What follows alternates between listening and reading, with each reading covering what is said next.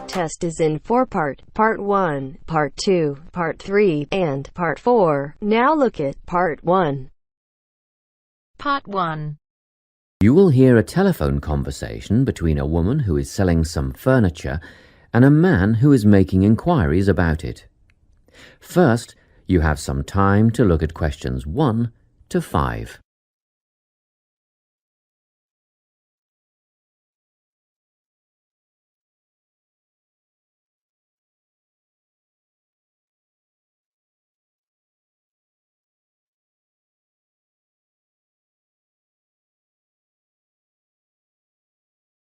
Now we shall begin.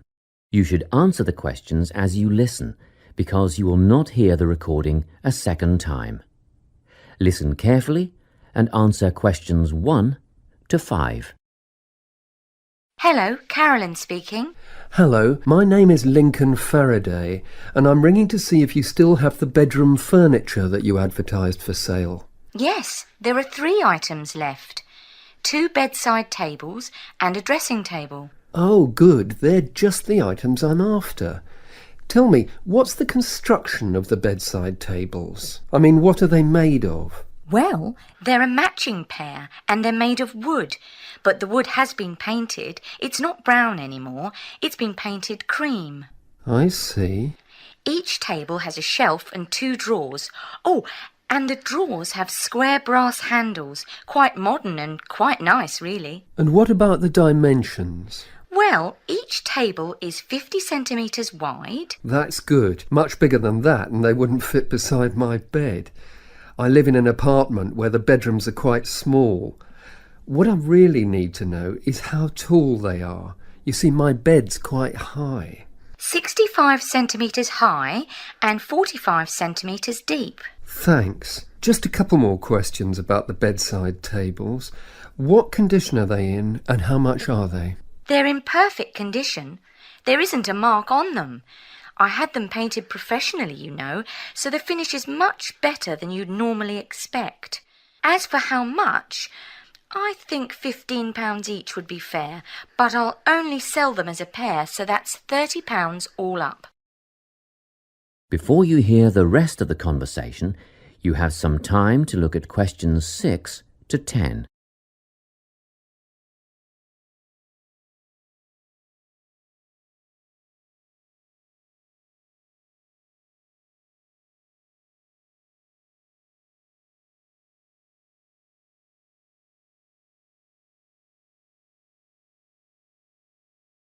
Now listen and answer questions 6 to 10.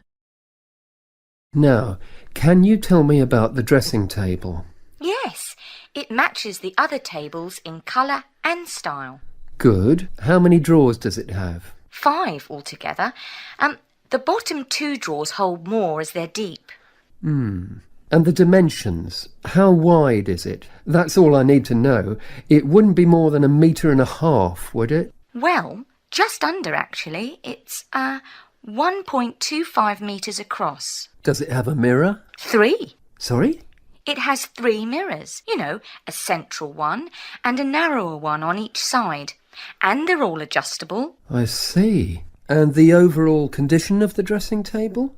Well, it has a couple of scratches on the surface, but it's still in good condition, so I'm asking £50. Could I call round and have a look later today?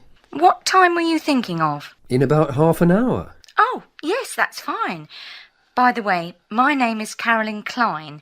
It's on the gate at the front of the house. Klein. Is that Kline? That's right. And I live at 19 Domain Road. Did you say the main road? No, Domain. Domain Road. That's just off Ashgrove, isn't it? Yes. See you soon then. Yes, in about 30 minutes. That is the end of Part 1. You now have half a minute to check your answers.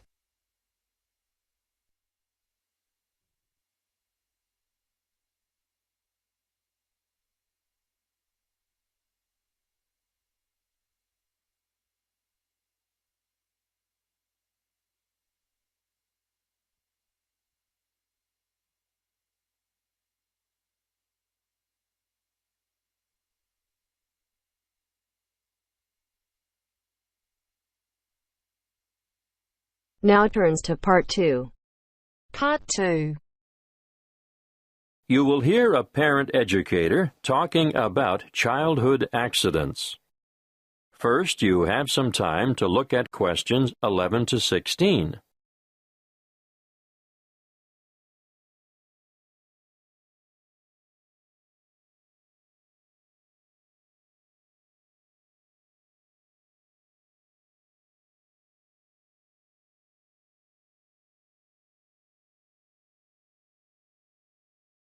Listen carefully and answer questions 11 to 16.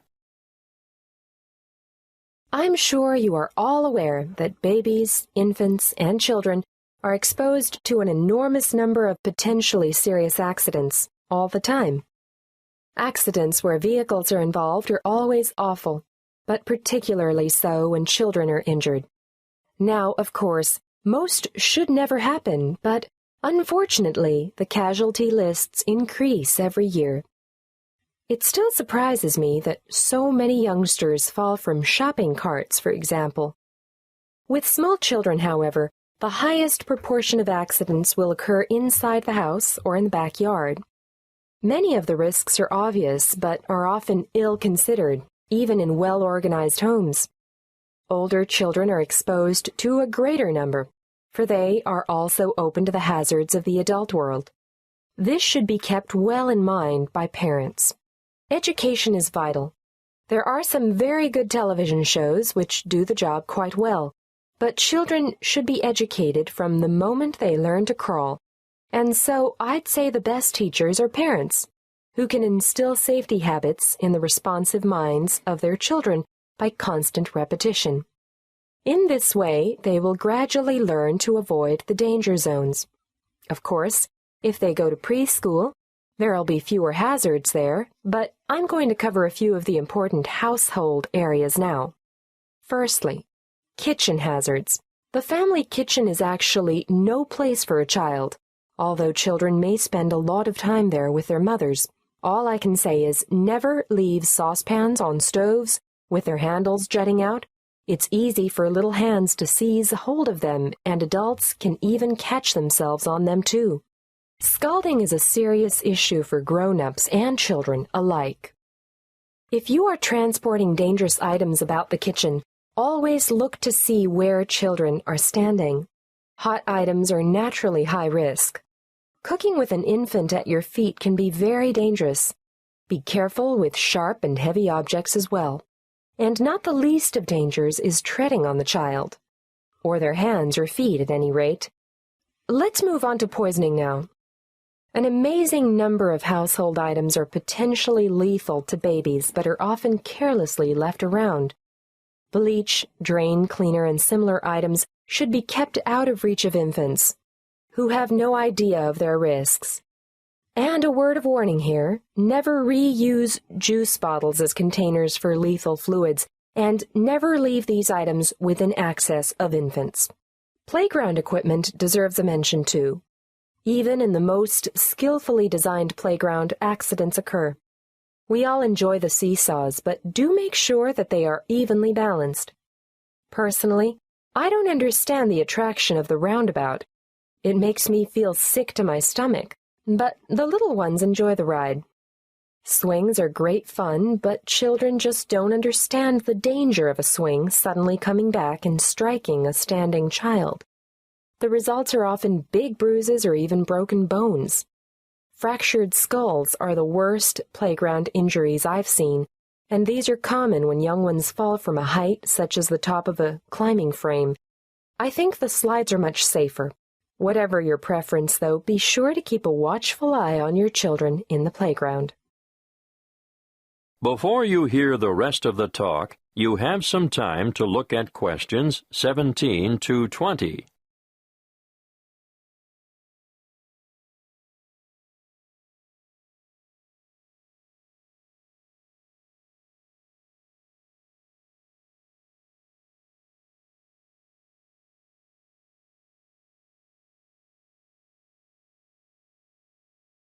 Now listen and answer questions 17 to 20. We're up to bath time now. You know that you should never leave a baby alone in a bath because it's possible for babies to drown in a few centimeters of water. But how many of you have been tempted to go and grab the phone when it rings? My advice to you is to let it ring. And remember when you're filling the bath to put cold water in before the hot to prevent severe scalding, in case baby climbs in before it's ready. Moving on to electrical dangers, first of all, power points. These have a fascination for toddlers, and they'll shove things into the holes like hairpins, nails, screwdrivers, you name it. Points should always be fitted with protective plugs to prevent this. Teach children to respect all electrical appliances because they are all potential hazards. Do I need to mention cigarettes? Unfortunately, I still see parents smoking in spaces where their children have to inhale the cigarette smoke. We all know the dangers of secondhand smoke. But even leaving a packet of cigarettes within reach is dangerous because eating just one cigarette may poison a small child. If quitting the habit is too difficult, please ensure all tobacco products are kept out of reach and smoke outside. Lastly, given our cold winters, I need to warn you about heating systems. Open fires and heaters must be covered by protective devices. Even radiators and other sources of heat, which are attractive to children, can cause a nasty burn on sensitive young skin. Remember, there is never a good time to leave infants by themselves in a room where there is an unprotected source of heat. That is the end of part 2. You now have half a minute to check your answers.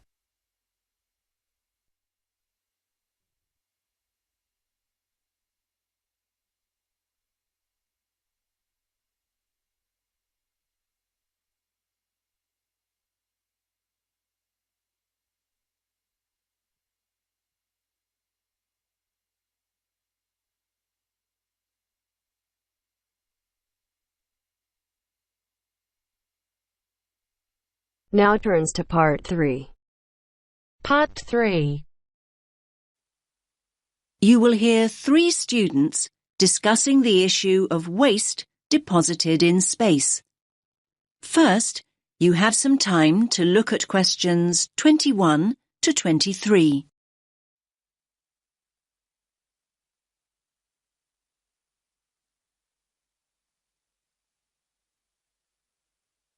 Listen carefully to the first part of the discussion and answer questions 21 to 23.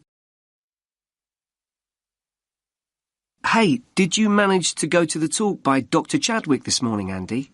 I was there. What happened to you, Sam? My bike had a puncture. Seriously. Anyway, Ruth, I bet you took some notes. Can you fill me in? Sure. It was all about space junk. Really interesting, actually. I mean, I knew about how much rubbish humans are dumping here on planet Earth, but I had no idea how much junk there is flying around in space. Did you know that there are literally millions of pieces of rubbish orbiting the Earth as we speak? Not until now, I didn't. They reckon that around 100 tons of very small objects, like mainly dust, drops on Earth every single day. Yes, that's what she said. I thought space junk was all man-made. I can't believe they know so accurately how much is actually out there. Do they track and monitor it all the time? Yeah, they do. According to the talk, there are nearly 25,000 objects larger than 10 centimetres in diameter now orbiting the Earth. And what does all this space junk consist of?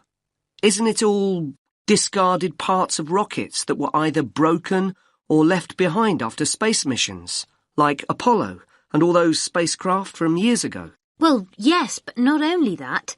All other kinds of debris that we've dumped in space too. Anything from dead satellites to loose metal screws.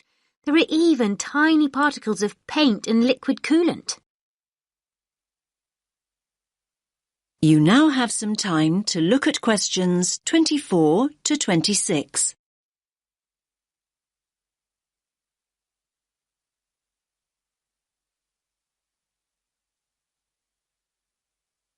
Now listen to the next part of the discussion and answer questions 24 to 26. So who is to blame for depositing all this rubbish? Where does it come from? Well, I knew you were going to ask me that, Sam. So, hang on. You can take some of my notes if you like. Thanks a lot. That's really helpful. Here, look. Over a third, 37% to be exact, comes from Russia. But other countries are close behind. Another third, well, just under actually, 29% is from America, and then 28% is from China. Yes, but other countries, like India, are adding to the rubbish pile. And don't forget the European Space Agency also has spacecraft in orbit. That's true. We're talking serious space junk here. Pretty serious, I'd say. So come on, what do you think are the chances of something solid dropping from space onto our heads? Good question. Everyone asked that. Dr. Chadwick said at least one piece of junk falls to Earth every single day. But look at it this way. Earth is a pretty big place, so actually the statistical chances of being hit are extremely low. You now have some time to look at questions 27 to 30.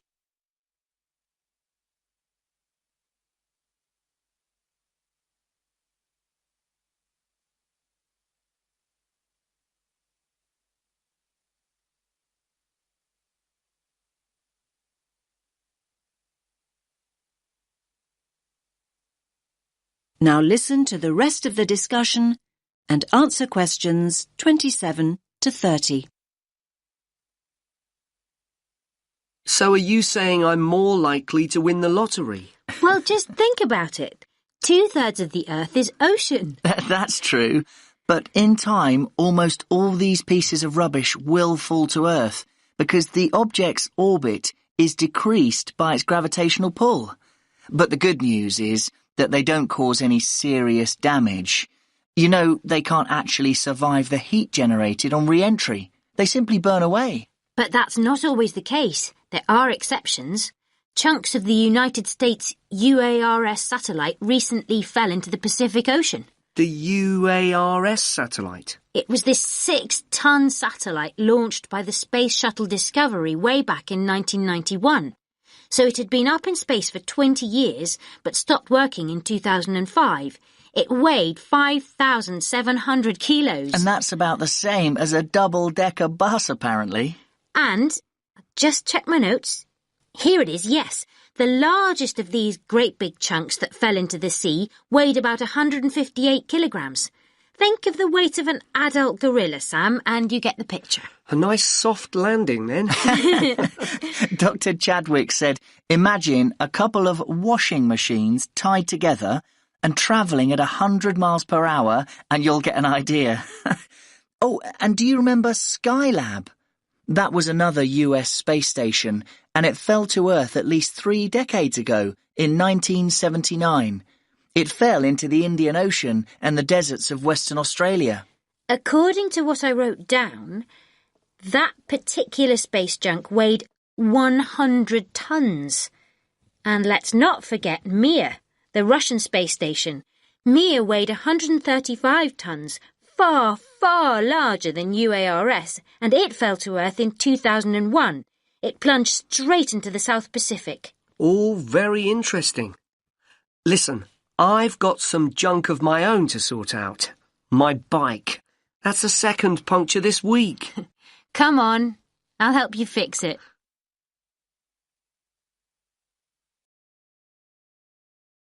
That is the end of part 3. You now have half a minute to check your answers.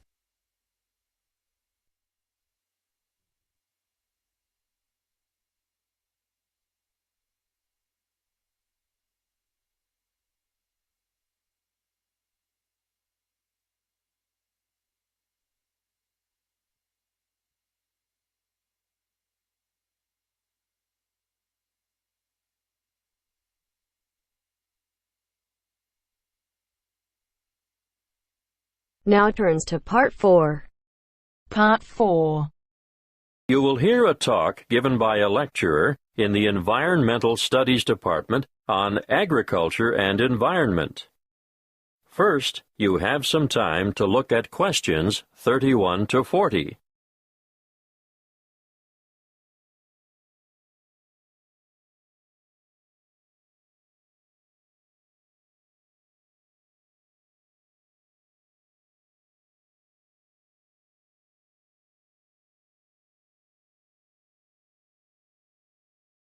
Listen carefully and answer questions 31 to 40.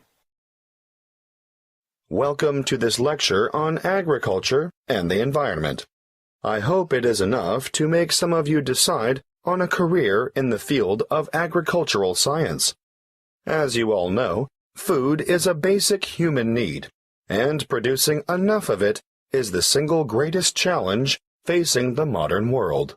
Developing nations have rapidly expanding populations, so agriculture should be central to any development agenda for those countries.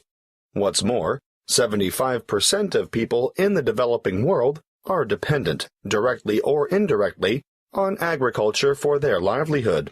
And for many low-income countries, it's the most important sector of the economy, accounting for 50% of GDP, and sometimes it's the primary, if not only, source of foreign currency. Now, of course, when I talk about agriculture, I am using the term to encompass more than just growing food crops. Of course, livestock farming, fishing, and forestry are included.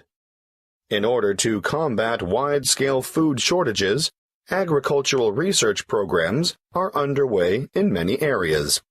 Using science is one way to increase productivity. But, a word of warning, agriculture must also be sustainable. Let's look at approaches that are not sustainable. Firstly, overgrazing and intensive cropping are two ancient but destructive practices that lead to loss of soil fertility. Secondly, the modern idea of liberal application of chemical pesticides and herbicides has had disastrous consequences for the health of the land, ranging from the pollution of water sources to the destruction of wildlife. These practices have ignored the mechanisms that sustain ecological communities.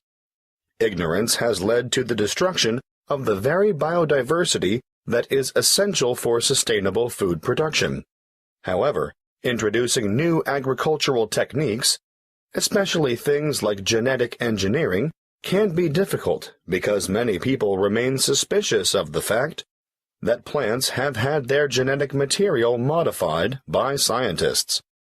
Biotechnology has also led to the dubious practice of bioprospecting, or, as some prefer to call it, biopiracy. Foreign multinational companies have been accused of illegally obtaining samples of indigenous plants of other countries in order to get their hands on genetic material to improve the quality or yield of their own crops. We must put aside the controversy surrounding the field of agricultural biotechnology in order to concentrate on the biggest threat to food production on this planet, which is, yes, climate change. The effects of global warming so far have been to shrink the food supply, thereby pushing up prices and making even the most basic necessities unaffordable. As I see it, the international community must address this and other challenges to agricultural production with urgency.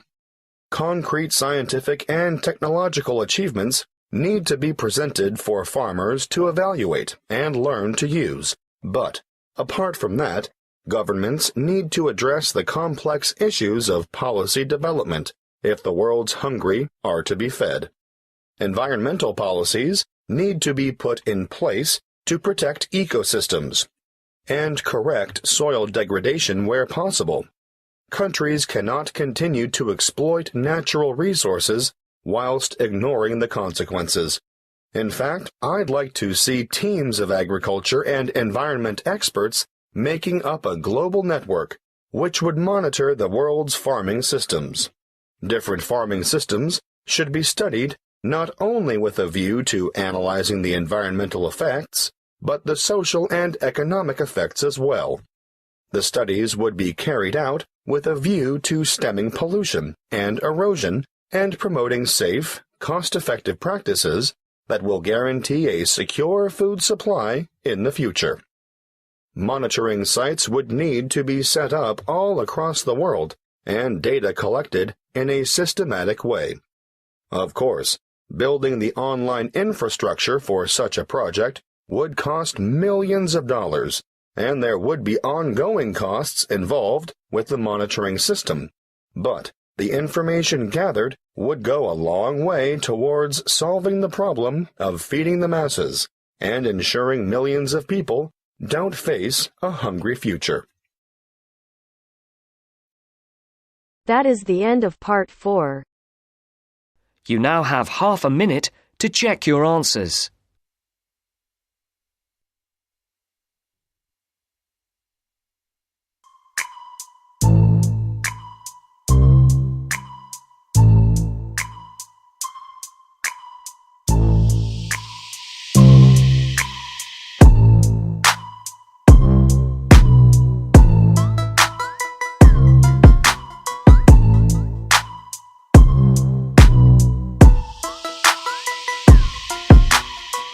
That is the end of the test. You now have 10 minutes to transfer your answers to your Ielts listening answer sheet.